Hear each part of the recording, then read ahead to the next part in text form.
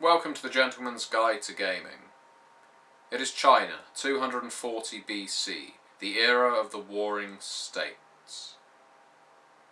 The states in question are the Zhonggu, the 7 states of China, who, at this period in time, are in a constant state of civil war and great paranoia. Each believes that they have the right and the power to dominate each of the other states and unify each of the other states into one empire beneath heaven, the Tian Xia.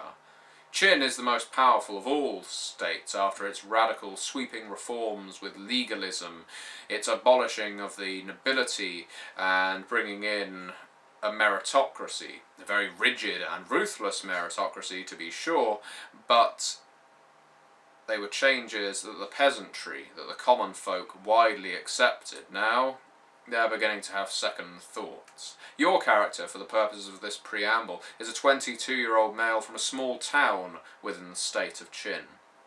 At the age of 22, you are conscripted to serve in your state's army. 1 year within the borders, 1 year on the border.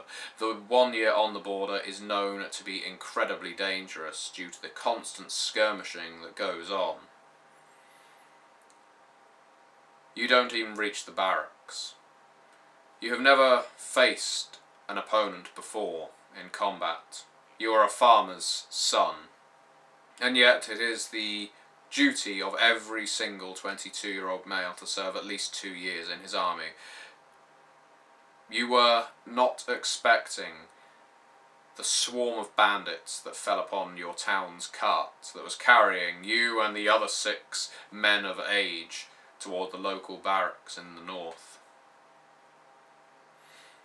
You were one of very few survivors. How you managed to survive bewildered you at first, but it is something you are increasingly being able to understand. When your feet hit the ground and you grabbed that bronze blade from out of the back of the cart and desperately tried to defend yourself from this small army of highwaymen, for that is how they travelled around at the time. It was no small thing to be an outlaw in a state as ruthless and dictatorial as Qin, when punishment for doing such was often being boiled to death or drawn and quartered. You don't often walk away from punishment like that. You felt the heavens and the earth channeling through you. You felt your elements come together as one. You felt balance within yourself. The metal, the fire, the wood, the water, the earth. You channeled your chi from the sky, from the land, through your body, through your hand and into your sword. You adopted a posture that you had never once witnessed and yet somehow felt entirely natural. And the blows with which you raged your vengeance, your anger, righteously upon these bandits was something you did not know that you could do. When they all lay fallen around you, cut to ribbons, gore at your feet, and yet somehow you strangely untouched by this viscera. The other survivors said that you were a hero, that you were a hero of Qin, that you must be presented at the barracks, but you knew that your path lay elsewhere. You knew that these bandits had to have come from somewhere, that they would have waylaid other travellers on this road, and maybe they would have seized them for ransom. Maybe you could do more good trying to rescue these people. You could see the way that the bandits had come. You could see that far into the mountains there were no doubt caves. You suddenly felt an acuity of eyesight that you could sense things that you could not sense before. The Tao running through your body. Heavens and earth. You asked all of the survivors to come with you if they felt they were worthy, if they felt that they could manage an ordeal, an adventure. a chance to be heroes. One agreed, the rest declined, and so you formed your small band that gradually increased in number. You came across a female spy who was likewise investigating this bandit camp. You came across an old Jiang Shi, an exorcist, someone who trucks with spirits, something you never quite believed in until you saw him drive an unholiness, an impure blackness from the body of a raving man. You joined up with a Taoist scholar. You even found a highwayman that wasn't quite as bad as the rest of them, who sided with you against his foul brethren. Gradually, your deeds rose you from the level of hero to legend. You are known across the land. This is Qin, the Warring States, a role-playing game by Cubicle 7, at least in this country. I believe it was French before it was English or British.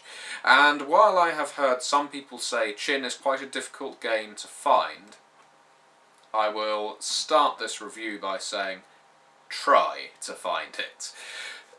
I cannot say that I have any great familiarity with Chinese history, let alone Chinese legend, myth, and so forth. I don't even have a great love of martial arts movies, if I'm quite honest, but as you may know, I am quite a fan of Asian cinema in general.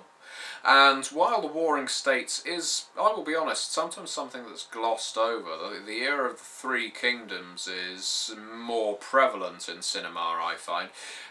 It is a great time of myth, of legend, of daring do, of fractured politics, of rising religions and philosophies. It is such a superb era to set a role-playing game in. In some ways, after reading this book, I am surprised it has not been done sooner. But at the other, I can see why this game might be off-putting to some people. And so, let us commence the review. Qin is a very well-written book, and it sets itself out in much the same way as any other role-playing game. You start off with your character generation, which is delightfully swift. I have to tell you, of late, the role-playing games that I have been creating characters for, whether it is Call of Cthulhu, Qin, All for One, or even Horror Show, it has been such a delight to create characters quickly, and just to be able to apply whatever layers you wanted on top of them without having to stat everything out. It really makes me quite, well, not angry, but upset about the amount of time I used to spend on character sheets with vast rows of stats. Even World of Darkness characters take a lot longer to create than these. And so it works in Qin that firstly you have your aspects, your attributes essentially. Your aspects are divided between metal, which would be martial, wood, which I believe is mental, water, which is physical, fire, which is charisma, and earth, which is mystical. Those general definitions are general definitions. These aspects can encompass many other things, many more than just simple charisma, for instance, because fire is your passion, your fuel. It is what makes you stand out. It isn't necessarily you being able to sweet talk someone, it is you being a memorable face. And you divide 14 points within the different aspects. Now, 1 is, of course, weak, and 5 is immense. So most of your characters will end up with 2 in about half the stats, and maybe a 3 and a couple of 4s, for instance. And just by dint of the names that are being used for the aspects, I find this game impressive. It automatically just drags you in to the setting, to the mode of the game.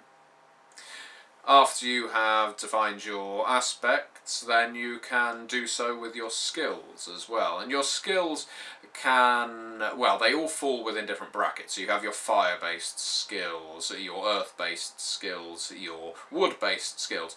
Again, look at it from this point of view. Anything to do with, for instance, knowledge, scholarly pursuits, that kind of thing, will probably fall under the wood bracket. Anything to do with martial arts, with using hand weapons, distance weapons, will probably fall under metal. The 5 elements are a very key ingredient to this game, and they are the kinds of things that should be drawn upon during roleplay by the GM and the player, just to really accentuate that flavour, this oriental flavour that this game has. Then we get to the interesting bit. After you spread your 15 points between skills, you spread another 15 points between Taos, combat techniques, and magic. Now you can choose whether you have all Taos, or Taos and combat techniques, or magic and combat techniques, or just magic, or magic and Taos, whatever. Those 3 things are such an important defining feature of your character. Now, it's quite easy to see what an intimidate skill would do, or what the knowledge of how to use a bang shu would entail as a skill. But for Taos, you have such colourful descriptions as the Tao of the 6 directions, and each Tao has multiple levels in it. If you have level 1, for instance, in Tao of the 6 directions, you can move an equivalent amount of distance to the amount of points you have in your water stat, essentially your dexterity, on top of being able to do that normally. That will be in a horizontal direction. So let's say you have 3 points in water. As a general rule, per action you can move 3 yards. Well, if you have Tao of the 6 directions, just 1 level in it, you can now move an additional 3 yards in 1 action. If you have 2 levels in it, you can start to take yourself vertically up surfaces. And this means, and this also encompasses jumping. By level 3, you can just jump straight up. You don't even need a run up, you don't need any preparation. Again, equal to your water stat. And each time this goes up, not only are you gaining these additional abilities, it's also adding on to the previous one. So now it will be 3 times your horizontal movement if you're level 3. It will be 2 times your vertical movement if you were level 3, and so on and so forth. That's just Tao of the 6 directions. Tao of the destructive breath is what you imagine when you are seeing martial arts being demoed. So some black belt will bring his hand down on a wooden block and will splinter it, will break it clean in half, and you have no idea how. You do so with a Tao of destructive breath. Level 1 allows you to basically determine where the weak points are in something, so you know exactly where to strike it, to just break it, and that will apply to small wooden objects around the size of a chair. Level 2 in it, you can do the same thing but on larger wooden objects, for instance doors, wooden buildings even, small buildings. You could just knock them over with 1 blow, just moving your arms, striking, or with a blade through the Tao of the destructive breath, and you use your Taos in conjunction with other things. So essentially it's like a synergy. You would strike, you would channel your Tao, you would use your chi points like a mana pool to fuel your Tao, and you would make the blow, and it would have this destructive impact, and so it goes on. And there are many Taos within this book, and I have no doubt that within the expansions to this book there are many Taos yet that I am unaware of. But there is so much freedom to create your characters. As I say, you also have combat techniques. Combat techniques can be, for instance, if you are using a spear, for instance, and let me just remind myself to the Chinese name for a spear, or rather, well, it can be a spear or lance. Let's see. You would have, for instance, a combat technique Level 1 in Jiang Shi, which is spears and lances. Level 1 you can choose between whether you take an ability in being able to repel opponents, whether you gain the bonus to charge, to hold at bay, and each one of these combat techniques is elaborated upon in great detail. It's not something as simple as a feat where you just get +2 to an attack. What it is a wide descriptor of things that you can actually get away with now that you have this combat technique. And really the sky's the limit. Your imagination is the limit. You describe what your character's doing, and as long as the combat technique allows it, loosely, then you can get away with it. And then you have your magic, which isn't wizards within D&D hurling fireballs magic. It's more things like external alchemy, internal alchemy, divination, exorcism, very much rooted in Chinese mythology, the kinds of things that the Fang Shi would do, the Taoists would practice. And so, because immortality is always a great quest for a Taoist, for instance, if you were an external alchemist, you would be trying to concoct potions and salves and balms and so forth in order to either extend your life, extend other people's lives, harm people. You could look at the alchemist from Pathfinder, but it's not as egregious as that. You don't turn yourself into a monster by imbibing these things, but you can enhance things. You could essentially create an elixir that would prevent someone from being poisoned, or that would completely rid their body of disease. Or alternatively, you could have explosive potions that you could hurl at the feet of an enemy. And so that is magic, because magic isn't quite Taoism, although you can certainly see how the two are linked. Taoism is essentially drawing on the power of creation. You are manipulating what is already there. It already exists. It is, as I say, in the heavens and the earth in this setting. But you are somehow able to channel it. Magic is a bit more esoteric, but it's a very similar concept. It's more the study of it, the research of it, how you can otherwise use it. Now, the system for this game, and dare I forget, you also have gifts and weaknesses for your character, and the gifts and weaknesses each have rather fantastic names. I will just read out a few of them for you, because I can't recall any off the top of my head, simply because they do have some rather good names. For instance, gifts, which are your merits and flaws. Gifts. Favourite of Wen Chang. The character is widely read and a quick learner. The player chooses one area of expertise from law, Taoism, bureaucracy and literature.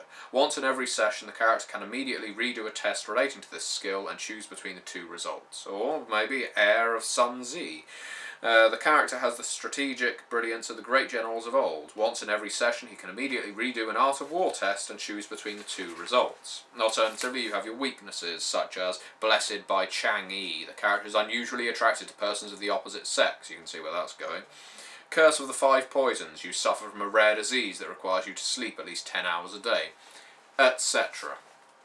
Now, the system is quite unique. It's called the yin-yang system, or rather you use yin-yang dice to play. So you have your points and your skills, and you have your points and your aspects, and you have the points and your towels. Let us say, for instance, that you are trying to smooth talk someone. You are trying to get into the Duke's palatial suite, and so you are trying to pass yourself off as a eunuch without actually delivering the goods. And so you try to sweet talk them by using your fire aspect, and you use the amount of points from that, you use the amount of points that you have in your diplomacy or eloquence, for instance, and then you roll 2d10, a black one and a white one. One for your yin, one for your yang.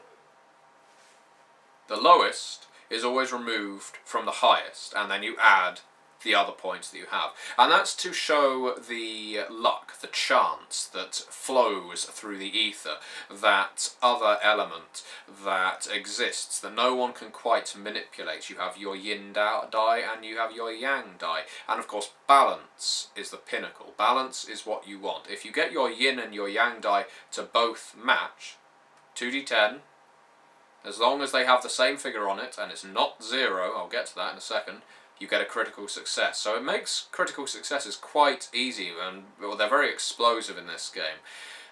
Critical failures, 2 zeros, and that is something dreadful. but you can play it off. It's only as severe as you want it to be. It's a very interesting system. Again, it makes you think of the setting, and it's something I've not seen done in any other game. And yeah, I can't quite fault it. So I've played it a few times now. I think we've had 4 sessions of Qin, and I've heard no complaints about the yin-yang dice system. So well done to Seven Circle, who I believe published this game originally. So where to go next? Well, you have a vast array of characters you can play. Of course, you can have your point buy, and this is one of those games where I would recommend, for instance, having a few skills at very high and nothing else in any others, because you can still use other skills at beginner level, 0, without penalty, providing they're not specialised. They're your untrained skills, essentially. But, as in most things, characters should be finely honed in one direction rather than jacks of all trades.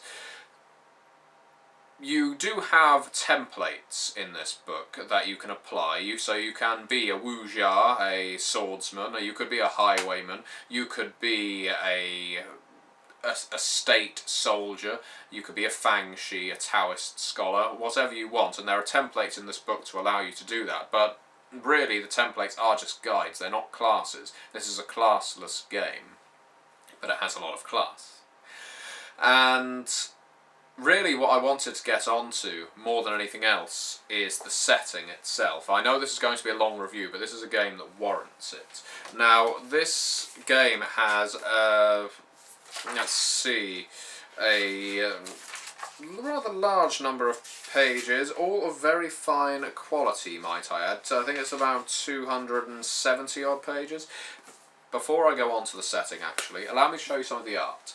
In the front and back cover you have a large map of, well, the Warring States era China, with various notable geographical locations stated on it. The paper of the book is actually this lovely kind of vellum-like quality. It's obviously just A4 paper, but it's got this wonderful texture to it. It feels old, it feels in keeping with the setting, and some of the template characters in the book are in full colour. The art itself is for the most part brown and white, sort of sepia toned, it's not black and white, but the template characters are in full colour, and the art is superb. It really is absolutely brilliant. I do not own many games with art like this within them, and I would show them all off to you if I could, but needless to say, it is a beautiful looking and feeling book. It's a book that it is a pleasure to actually own it, to just leaf through it. And this is where I'm getting to with the setting.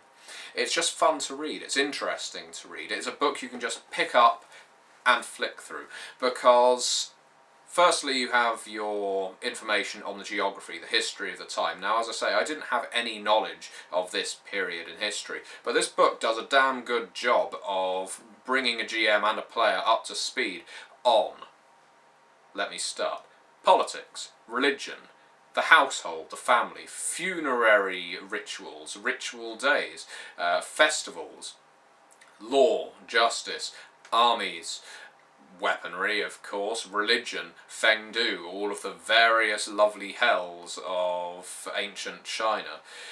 What else does it do? The sexuality in ancient China, the role of women, currency, trade, the sorts of things that are grown in certain areas. This book, not to mention the role of eunuchs, which is an absolutely fantastic and really interesting thing, because, just to digress again, in most of our Western medieval fantasy settings, eunuchs, if they're not playing a role like Varys from A Song of Ice and Fire, they are big, burly, sort of big fanning, bald men who are often championship bodyguards. Not so in ancient China. The eunuch holds a particularly special place, to such an extent that peasants would castrate their own sons in the hope that they would be hired by noble households as eunuchs. Why? Because magisters, ministers and the like did not like men with genitals to be around their vast number of concubines. They didn't want to run any risk of their concubines getting pregnant by another man. So they only ever hired eunuchs, which afforded the eunuchs a certain privileged status. They became advisors, much like Varys. They became counsel to the most powerful people in China. So the eunuchs were envied. They were the sorts of people you would curry favour with. They were the sorts of people you'd want to bribe. And the eunuchs formed a brotherhood because, of course, they could have no families of their own. They all became family with one another. And so they are arguably the most powerful sect in this period of China, or at least that could be one opinion. There are various other organisations that are put out in this. For instance, let's see, you have various sort of assassination organisations. You have all of the politics of every single one of the states. The chapter on Qin alone is amazing. You have naming conventions, you have dress customs, food and drink, as I say, the role of physicians and pharmacists, what you might do for work, leisure. Really, this book is exhaustive, but not exhausting. It is just absolutely superb to read. It is so interesting. I can't get over how brilliantly set out this is. It's always very important to me in a book to have an enthralling setting, and historical settings, as I pointed out at the beginning, can be off-putting because people might think, well, I don't have any familiarity with it, it might be difficult for me to get my teeth sunk into it. But this setting, as much as I thought it would be alien to me, is original, it's rich, it's got so much flavour and colour to it. You can take so much away from Qin and either incorporate it into other games or run a game of Qin the Warring States yourself. Where else can I go with it? Well, to be honest, there's only one thing I understand that's cut from the English printed version, and that is the god of sodomy, because in some American states there are laws against sodomy, so they thought it was prudent not to put him out as basically a potential deity. You also have monsters in this, of course. You have your enemies, but there is a supernatural element. I believe the supernatural element of Qin should be kept in the background. It should be rumour, and whenever you encounter it, it should be 1 in a dozen encounters, just to make it stand out as something utterly horrific, something utterly inexplicable, but to really show off the power of a Fang Shi you might have in your adventuring group, and thus improve your renown. One of the best monsters in this is the Jiang Shi, who appear in, I think, Chinese Ghost Story and Mr. Vampire, perhaps. They are the zombies and, well, vampire, the undead, and most powerful undead of ancient Chinese myth. Rigor mortis set in so greatly on these creatures that they can't actually walk around, and they are dead, they can't see. All they can do is sense life through breath. Now, because they can't walk around, they bound. It's like their feet are joined together, and they leap like Spring-Heeled Jack around the countryside, cackling away to themselves, wanting to infect other people with their foul humours, and they sense that you're coming through breath. Now, my party in the game I'm running of Qin have really grasped the mythology, the setting, and so they have been doing things like burning paper to symbolise the money they are offering to the spirits to make them go away. They've been throwing coins at the spirits because the spirits love coinage, it burns them. And it has just been such a fantastic display of something that you don't often get in a role-playing game. A monster is a monster, you're there to kill it, fair enough, there might be an interesting way of doing it, but in D&D there's very rarely a specific item that you've got to use to kill a monster, that throwing a coin at this monster will weaken it, and I think it's just something that this game has that so many other games lack. It goes into detail in this book about the powers behind the thrones, the dragons that control the warring states and are truly in charge of things here. And I don't know how much of that I'd like to use. I think that's something way back in the background if you want to use it. But a sect that is introduced is the, let's see, what's it called? The Sect of Leaning Heaven. The heirs to the malevolent designs of the ancient demon Gong Gong, the Sect of Leaning Heaven work to spread chaos, death, and destruction through the world in order to free their master from Feng Du and allow him to wreak his vengeance on the gods and men. So if you ever wanted an antagonist in a can, there he is. Finally, there's an adventure at the back of the book to introduce players and GMs alike to this setting. Now, I don't really know what there is else to say about this book, except, like I said, check it out. It is a beautiful book to hold, to read, to play the game from. And seriously, I say this in most reviews, but I can't recommend this enough. There are so few faults in this game. There are a few typos here and there, but nothing I can't look past, and usually I get very pissed off about them. This book is a wonder. And it has opened my mind to a setting that I wasn't even aware I would ever like, that I would have any interest in. And now I'm seeking out more Asian films, so it's not done my bank account any good. Anyway, Qin, The Warring States. Do check it out. Do try to find a copy, because I don't believe that you will regret doing so. Thank you very much for watching.